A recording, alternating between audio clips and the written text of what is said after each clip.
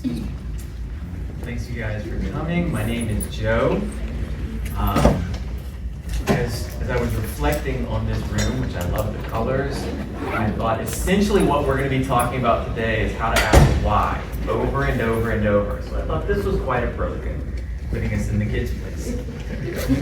So we're going to be talking, this is called Questioning Apologetics. So it's not a verb, we're not questioning apologetics, but we're using questions for apologetics.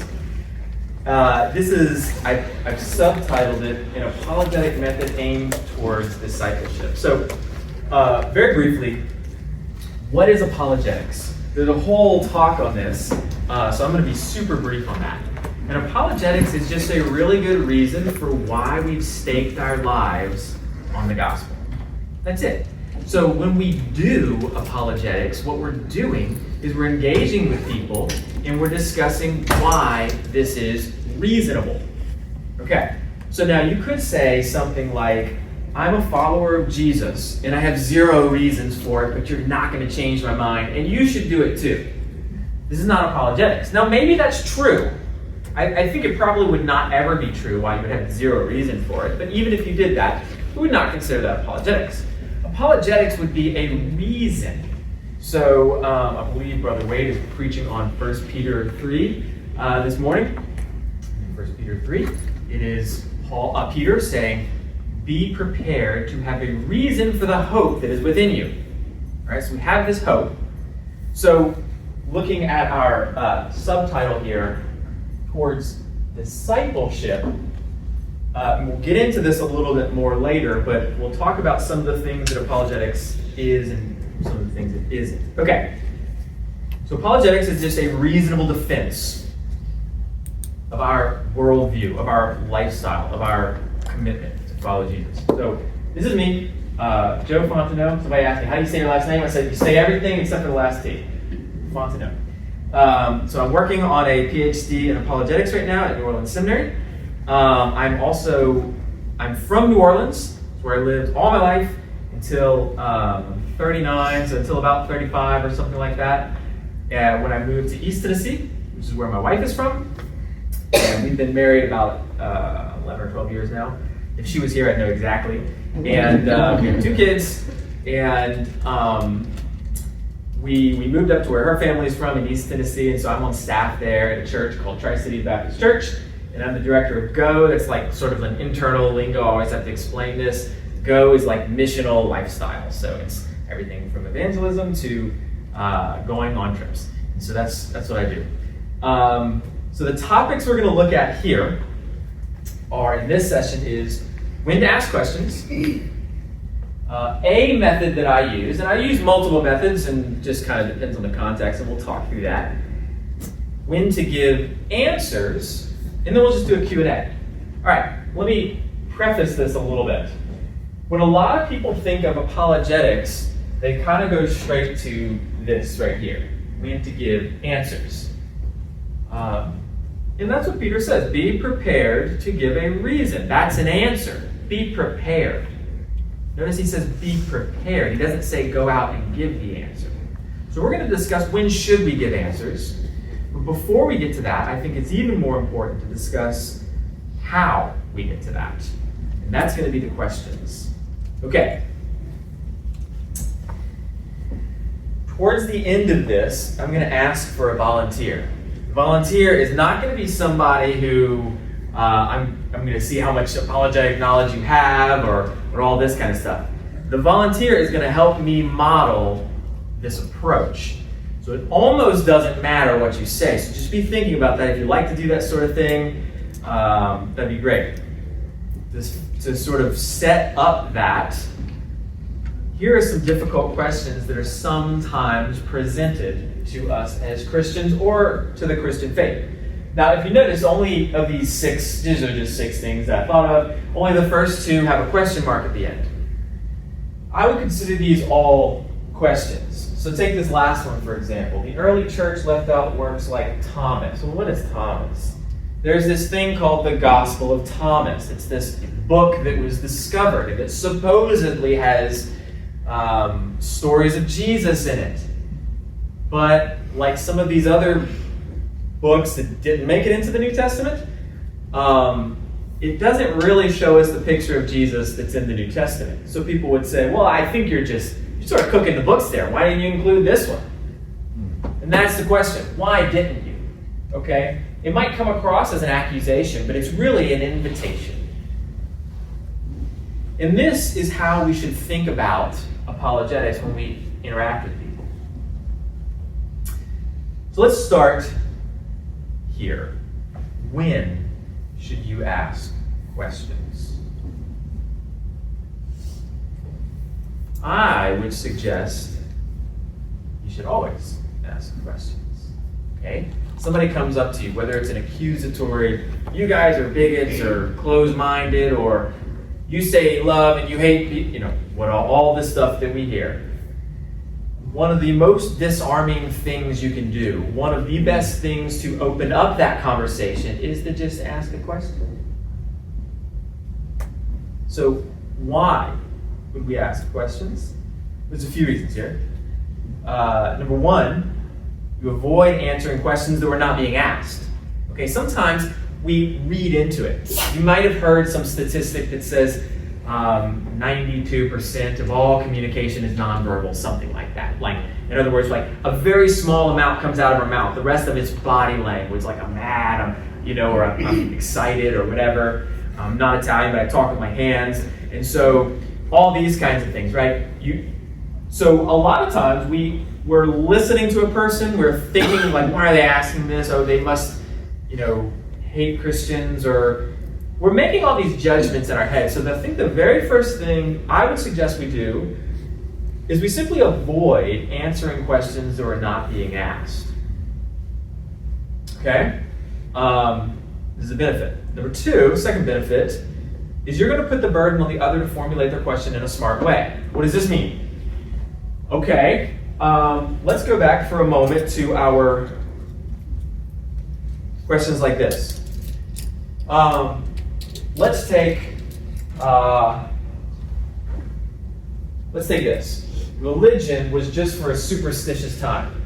So if you go back in your history for a moment, and you go back to around the time that the United States was being founded, this period in Western history called the Enlightenment. Welcome.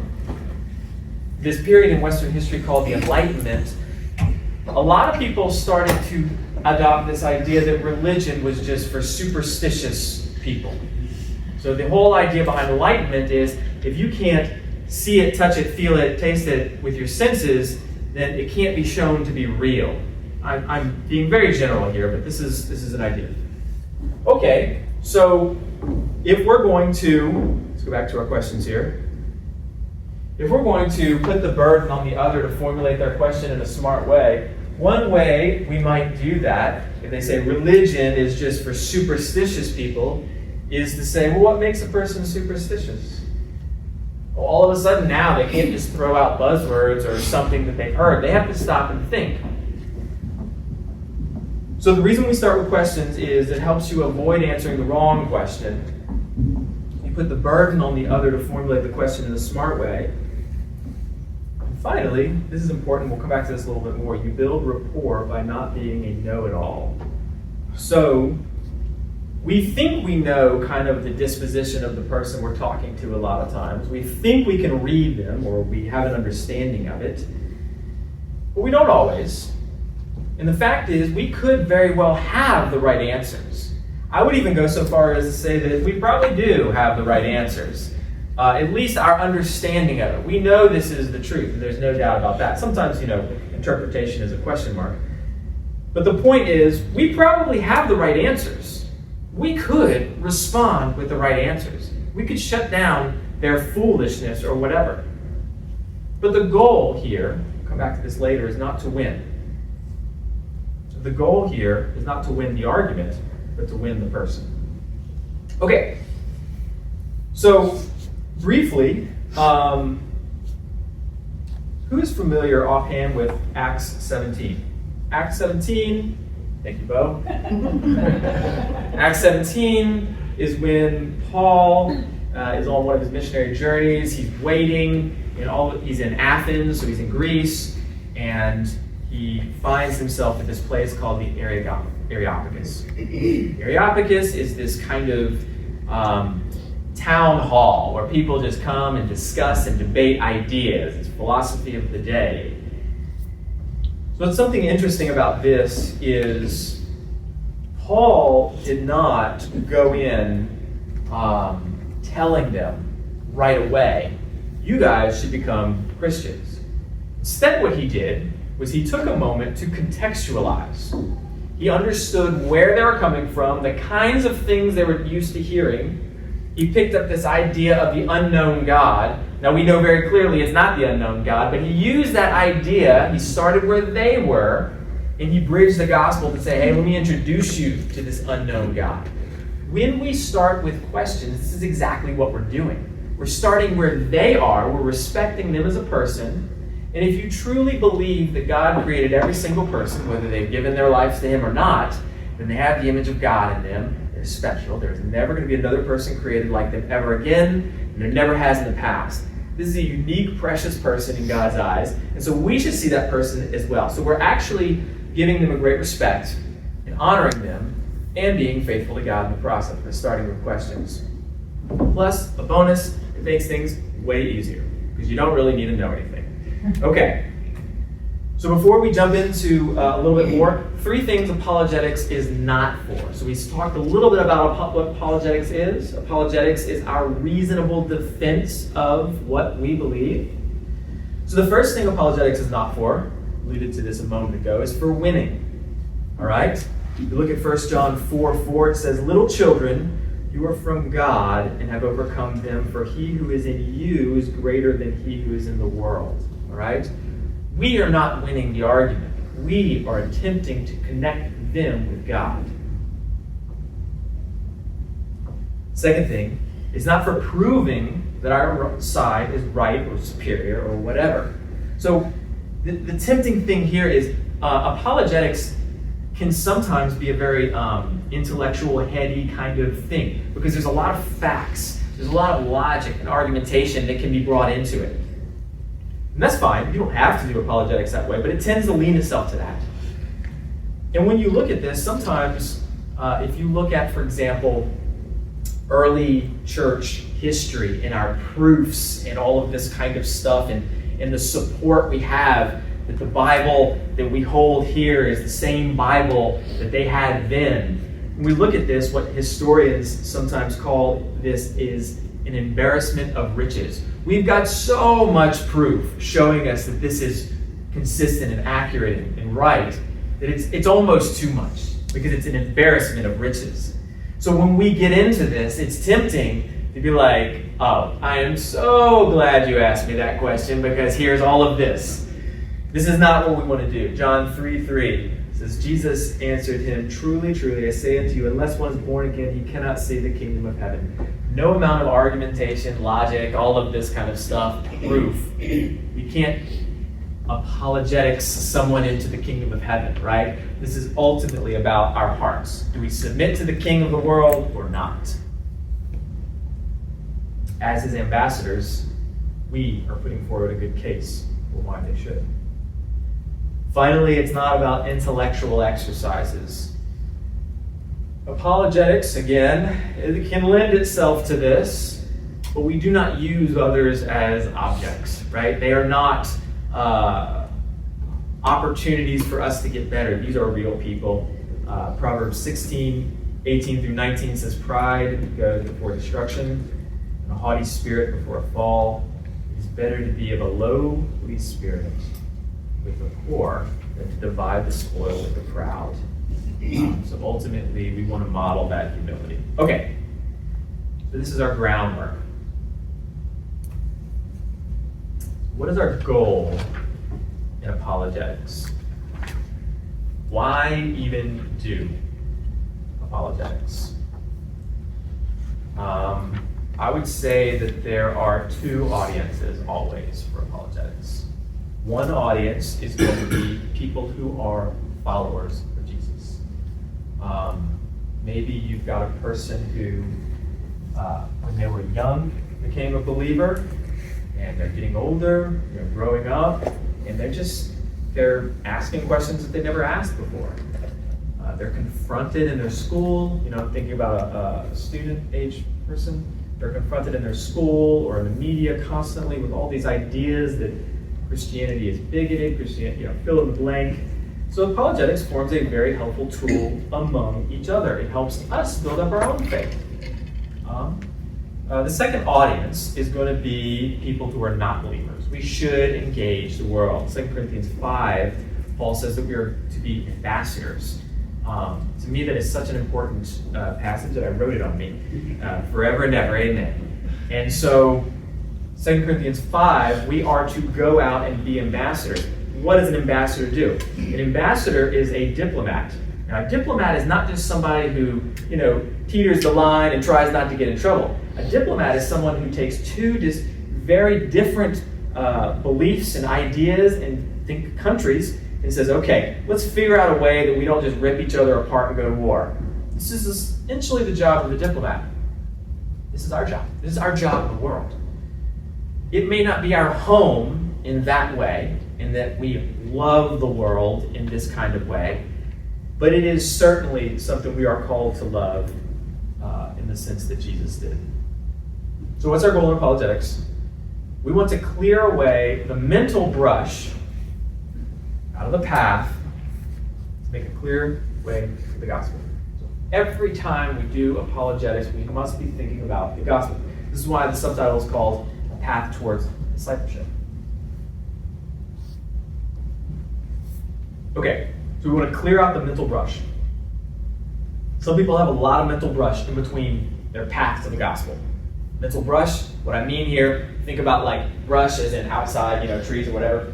Mental as in they are confused about what the truth is and why it matters and so forth. We used to be a country that, by and large, gave lip service to the values of the Bible.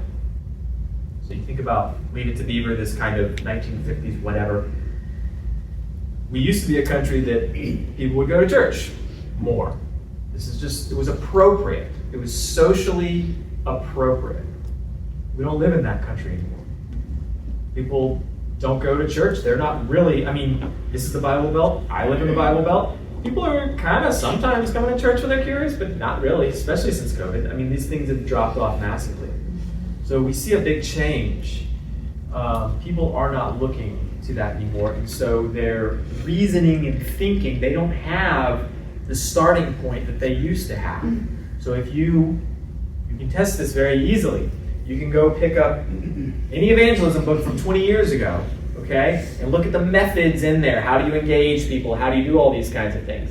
And just go try it and let me know how it goes. Well, you don't have to let me know, because I know how it'll go. Probably. It'll be rough, because people are going to be like, well, they're going to question your very assumptions that you're bringing to them, assuming that you have in common. So a lot of times apologetics is just helping them get a clear path. It's a clear path to the gospel.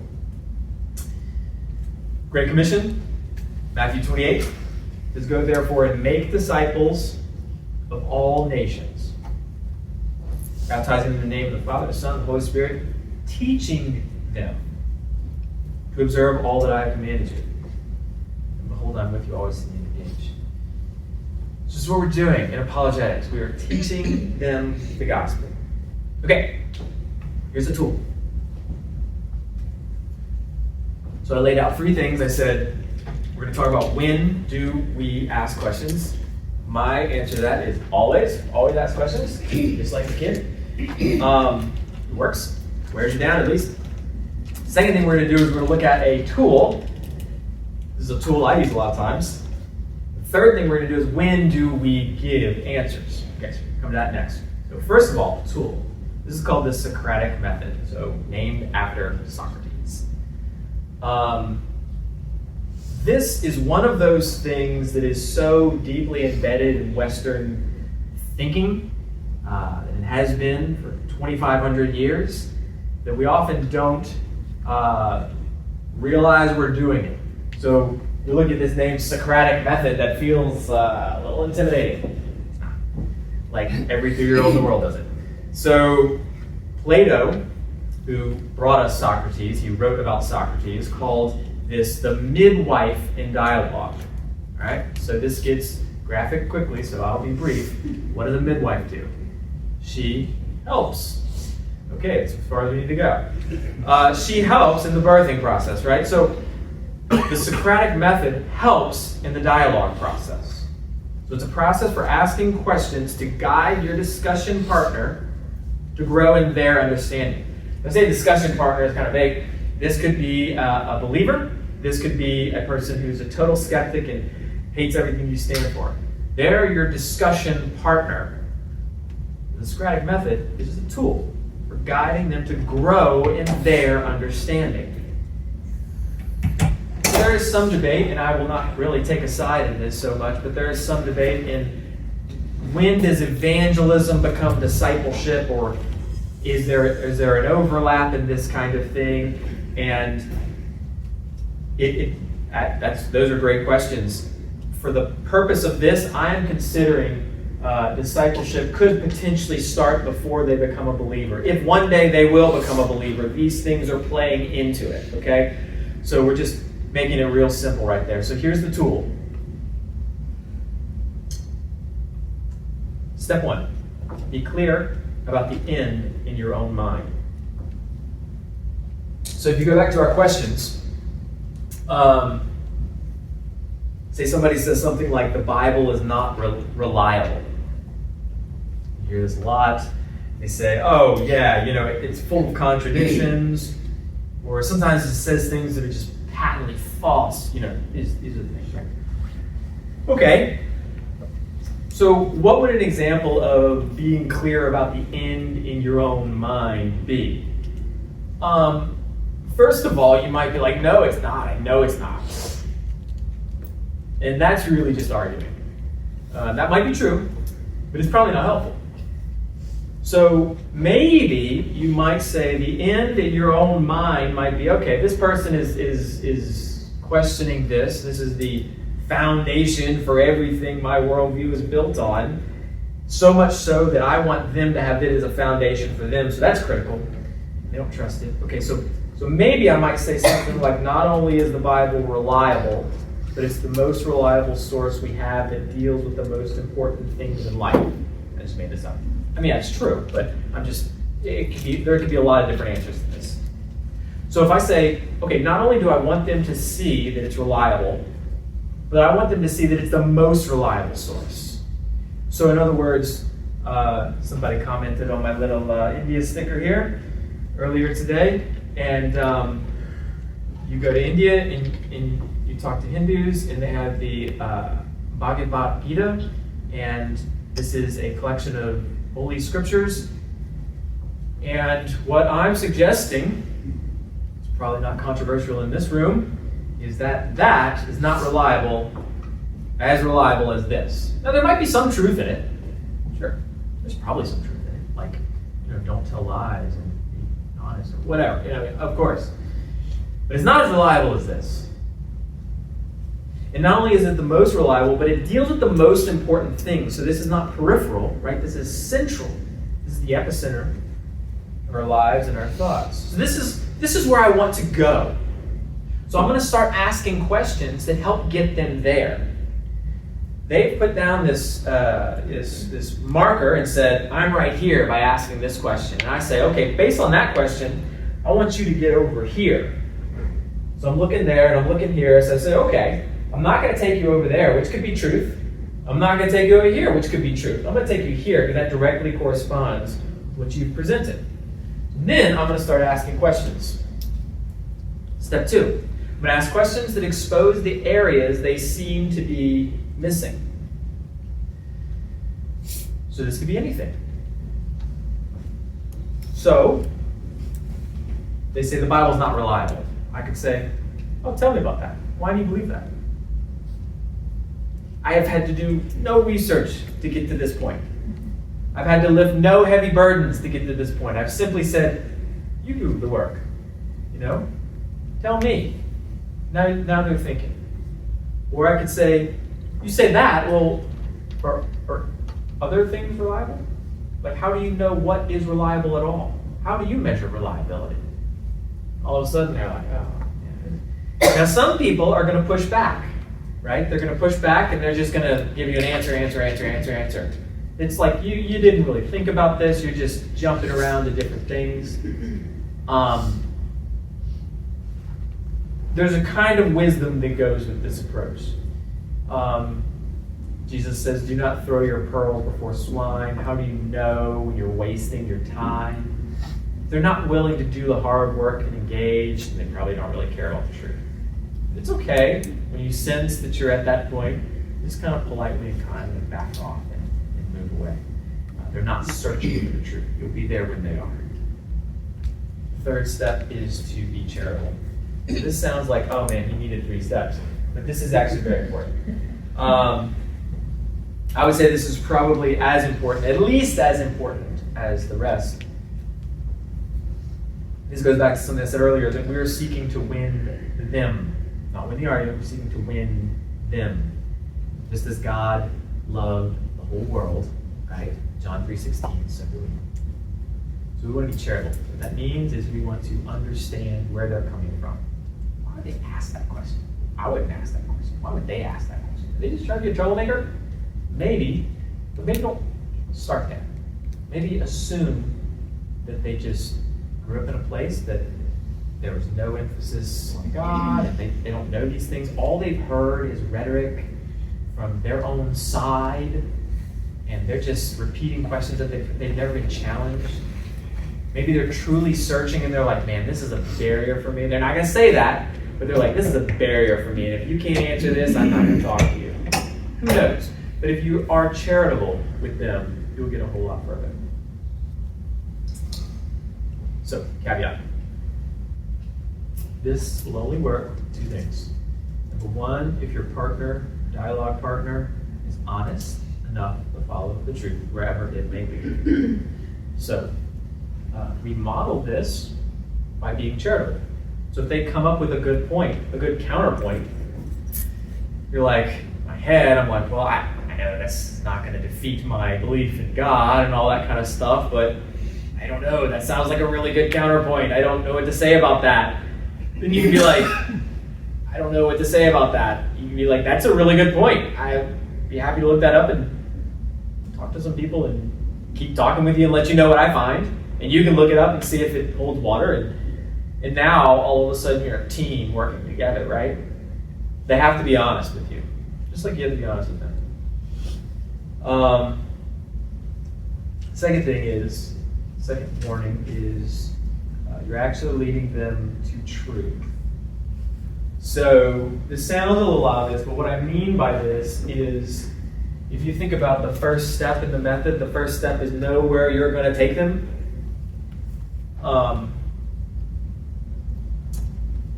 Dr. Bob Stewart downstairs. Is he downstairs? I forget where I am. I'm upstairs. Yes, that's downstairs. So he often says, make a beeline to Jesus. There's a lot of great places we can take them. But there's only one place that's ultimately going to make a difference for them. So make sure you always have that in mind. All right, this is the awkward part. Maybe some people love this. So let's do this with somebody. Does anybody want to dialogue with me? Again, I'm not going to make you look silly. I'm not going to make you look foolish. But I would like you to be the skeptic. Is it Bob? Bob says it's Bob. Bob shakes his head slowly no. Everybody knows Bob. I always say in my mind, God bless you, Bo. Boy, I was saying I have to get awkward here. There we go. All right, Bob. I have a question that, Yes, that I please. think my daughter-in-law might ask. And that is, she's Hindu. Yes? Okay, it might be something like, I very, very much respect my family and my grandmother, who is a very faithful follower of Hinduism. And since it is built into my culture that we very much respect family and family beliefs, how do I treat her with respect and yet follow a different faith when she's very faithful? In other words, I'm departing from my culture and my family if I become a Christian. So it's okay, I'll just address that real quick. Okay, no. That's very specific, and that's great. That's great. So there's a few things, there's a few questions built into that. That's totally fine. That's a very well-developed, I am very much considering Christianity. I'm not hostile towards Christianity posture. Maybe we get that. Maybe we don't. Okay, so let's take that. Say you've got somebody, it sounds like they're like, look, what you're saying is good, but you got to help me solve this. You presented, and then I think I might be a whole lot closer. Okay. So your question was, how do I maintain the family ties, which are extraordinarily important to me, and also be a follower of Jesus? Well, I think first of all, what did Jesus say about this? This takes him back to Jesus, okay? I would say, number one, before I go there, number one, God gave us family. God respects family. God loves your parents, your mom, people. He loves them more than you do because he created them. Okay, so all of a sudden, God is not the enemy. You're helping them see this, all right? So now, let's think constructively. We're at a place to do that. Second thing is, Jesus said, ultimately, we are pulled in many different directions in life. There's a wide road that leads to destruction. There's a narrow road that leads to life. Life is being reunited with God. Say this however you want, but we're just talking about the gospel here. I try not to use churchy language because it's usually not helpful. But we also want to be clear that we're not just talking about random stuff. We want to be reunited with God. That's where life is. Jesus said this. He said that you must, if you want to be my follower, you must hate your mother, hate your father, hate all these people. You're like, man, you have to hate them? What does that mean? What it doesn't mean is you have to actually hate them. He was using a word picture to say that you must love me so much that it is by comparison. Right? At another point, he says you cannot serve two masters. Ultimately, what you're doing is you're making a choice. You might think the choice is in front of you, but so far you've already made that choice. The choice, you could change, but the choice right now is behind you. What that choice is saying is that I'm going to choose these earthly relations over some kind of eternal relation. Now, based on your daughter-in-law's everything, her knowledge or whatever, you're going to have to nuance this heavily. But I'm giving you like the smash and grab version, okay? So what you need her to see is it costs something to be a follower of Jesus. One of the biggest problems we have in America is sort of this have your cake and eat it too kind of idea where we've got all the stuff and we've got Jesus and it's awesome. It's not that that's wrong. Jesus says it's harder for the rich man to enter the kingdom of heaven. Not that it's impossible. It's not the having of money that's evil, but it's the love of money, because all of a sudden we don't know who our master is, or we've chosen the wrong one. So ultimately, something like that is going to come down to helping them frame their obstacle. If she's at that point, that's really fantastic, because she sounds like she would be constructive. Now, maybe she might not admit that. Maybe because she doesn't know she's there. But if you can see her kind of answering that, that's great. A little bit harder is when you get somebody who's like, I'm not even considering that because that's dumb. You know what I mean? I think this is ridiculous. It doesn't make sense. So Bob, if you have a question in mind, we can. Yeah, so with the Garden of Eden, as I understand it, it's supposed to be a place that God created where everything's good. Why was Satan let in? It's a great question, Bob. Somebody asked me that, I would stop and think, okay, Bob, why is that a problem that Satan was let in?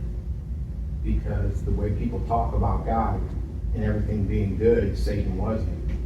And why would it say that he created a serpent when I thought Satan was an angel? Let's pause for a moment. So I'll give a little bit of commentary.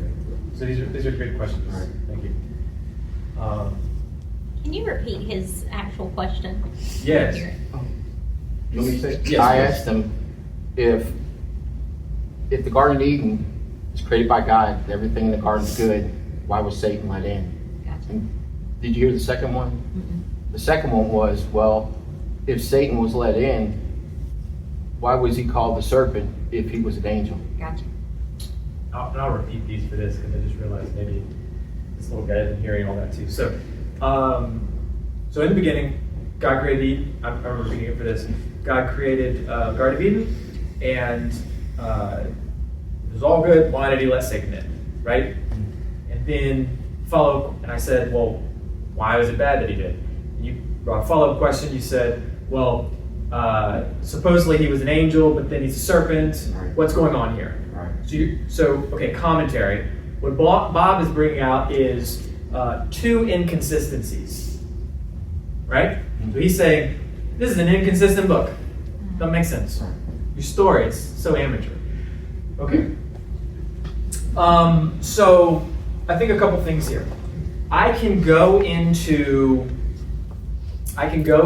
reasons for that. So I can say, okay, well, let's look and see what it says. So now that does mean that I need to know a little bit about my Bible, and it says, I think what we've got here is a picture of Satan falling, in other parts of the Bible. But probably what I would do is I would shift it a little bit, because you're asking an inconsistency. That's your question. You're asking an inconsistency question. I'd probably shift it a little bit. And by the way, I think it's 100% okay to say, that's interesting. Let me think about that for a second. This is okay. This is not weakness. If you take a moment to think about it, number one, you'll probably say something less dumb than you would have otherwise. Maybe smart. And number two, it shows them that you're seriously considering what they're saying. They are a worthy dialogue partner. Okay, so let's say, well, let me ask you a question, Bob. Okay, we're back on our thing now. Do you ever mess up or sin, to put it in like Christian terms? Like, let's bracket that for a minute. Right. Do you, as a person, ever do anything that's wrong? Yes. Why? See, okay, that's a hard question. Yeah. That was easy for me. Yeah. Now you got to do all the hard work. Okay. This is my strategy in all of life. So, ultimately, if you think about this as discipleship, now we can keep going on that, but if you think about this as a form of discipleship, if you keep that in mind, if you keep that beeline to Jesus always in your mind and your heart, then you're not probably going to get so sidetracked on, okay. Let's look at the historicity of this, and let's, I think what he's really saying is he's responding to a Near Eastern myth, and he's presented it in this kind of way. It could all be true, and maybe at some point that's helpful. But what's his biggest problem right now? I can't even begin to trust that, because you're saying 1 + 1 is 3. So all of a sudden I'm saying, no, you're saying 1 + 1 is 3. This is why I asked you the question, right? I said, well, if you have right and wrong, and you always follow that. I mean, I know I don't, but I got a good reason for it. I'm a sinner. Are you a sinner? Oh, you are a sinner? Okay, so if you're a sinner, then how do you know you're a sinner? Like what are you basing that on? Do you have some like standard or anything? I don't know. You know? So what you're doing is you're slowly moving. Now I'm saying it's sarcastic and I'm just moving through it fast. But if you truly ask them these questions, and some of those it's gonna be I went picturesque. I went through it fast. But it's not going to be fast, and that's okay.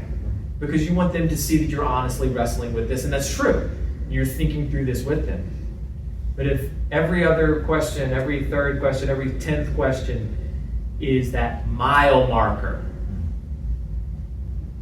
why do you sin? Why do you do wrong things? If you get one of those questions, right, this is what we're talking about. So don't think perfection, think direction. That rhymes.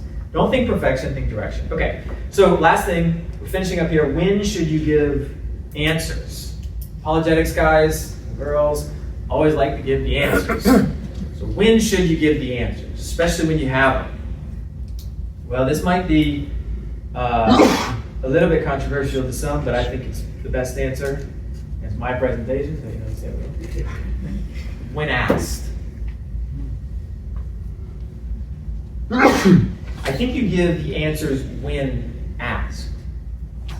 So why do you wait for this? I realize this in retrospect. The next thing that's going to come up on the screen is a little bit of a conflicting example. I said it's the same reason a hunter aims before firing. I'm like, that's just probably not, I should have probably thought longer about that. But the metaphor still works, right? The hunter doesn't, like the deer hunter or whatever, they don't just bam, bam, bam, bam, bam, bam, bam, bam, oh, I got one. You know what I mean? They don't take the automatic weapon out there. What do? They wait until they connect with their target. Again, they're not our target, but we wait until they're ready to receive. So this is about a connection. So you might say, well, what's wrong with just like giving a ton of answers and then, throw it on the wall and see what sticks? I heard somebody give a great counter argument to the idea of throwing things on the wall and seeing what sticks. Is like, yeah, every now and then something will stick, and that's what we're thinking about. But like, what about all that mess on the floor? Who's going to clean that up? The majority of your stuff is just a waste. So what happens a lot of times if we're just sort of rapid fire giving answers is that they might not actually ever get to the place where they've connected with you enough to ask a question. So let's just hold back. All right, ending up here, then we're going to do a quick Q&A. We finished at 10-ish? Okay, we're doing fine. So what's next? Practice. So this is not an intellectual thing. Now there's some intellectual ideas here, and you have to think like, well, what are the steps and stuff? And it's basically just ask questions. You can compress it all, my whole talk, to just ask more questions. What's next is, I would say, start with just one step beyond your comfort level. Don't run to the end. Don't try to be a master of this in your first conversation. Just say like, okay, what will one step be? Well, it depends on what your comfort level and experience and all that kind of stuff is, but it could be, I've never had an apologetic conversation before. I'm just going to pray that God gives me these options, and when I do, I'm just going to have it, and it's going to probably go terrible, and that's okay. But that's my next step, right? And then maybe you've had apologetic conversations before with people, and you've like, well, I've always been really good about giving answers. And maybe you know a lot of the answers. This is not about what you know and what you don't know, right? This is about getting them further, not getting you further, okay?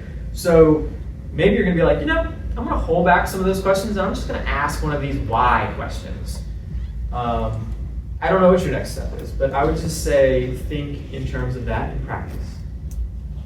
All right, last slide. Does anybody have questions about any of this kind of stuff? Anything to be clarified, or do you have any non-question comments that you just like, now is your time? You just like to put that out there. Anybody have anything? I'm going to go ahead and put this up there. If you want anything from me, you can find me at these places. Questions? Does anybody have any questions or thoughts?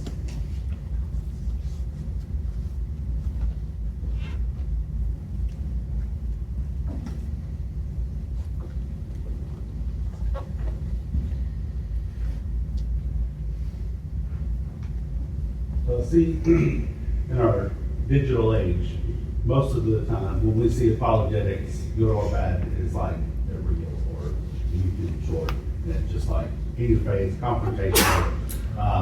So where does this actually take place?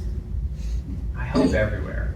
I think a lot of that confrontational kind of stuff is really good for the clicks. And maybe there's some people that are really rough and they need to be met where they are. Okay? My advice would be, why do the hard thing when you can do the easier thing? Like, the easier thing is going to be more successful. It's going to be less stressful. The burden, the cost to enter, in other words, what you need to know to get started in this is much less. Like, literally anybody can ask questions. Toddlers do it all the time. And so this is kind of what we go back to. I would say, as much as possible, if you can frame your apologetics conversations in a question kind of thing, whether this feels like an evangelism, whether it feels like apologetics, however you're defining that, whether it feels like discipleship, if you can frame it in this question thing, you're making them do all the hard work of coming up with the answers. They could be wrong answers, but they're working for it. And when they work for it, they own it. And when they own it, it sticks. So you can, bam, and get an awesome YouTube video that gets all the clicks and likes and whatever. But I would doubt whether that's anywhere near as effective, in my opinion.